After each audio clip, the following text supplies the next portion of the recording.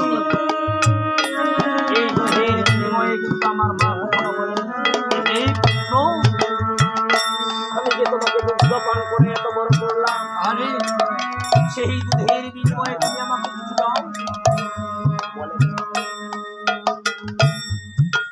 শাস্ত্র বলছে মায়ের ধার ধীর দাম কাটিয়া গায়ের চাপ তাপস বানাইল ঋণের শোধ। আমি যে আমার মায়ের এক কথা বলতে সেই দুধের ঋণ পরিশোধ করবার আর আমি সেই মাকে জঞ্জাল, আর আমি সেই বাবাকে জঞ্জাল মনে করতেছি।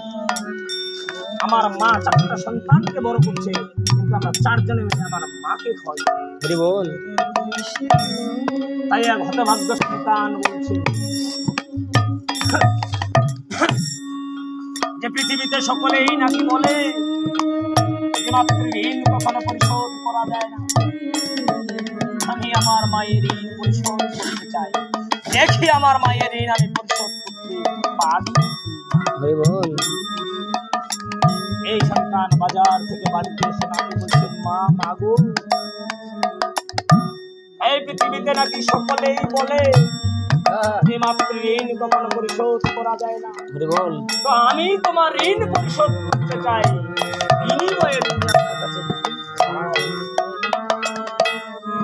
এই হতভাগ্য মা বলছে আরে পুত্র তুই আমার ঋণ পরিশোধ করবি।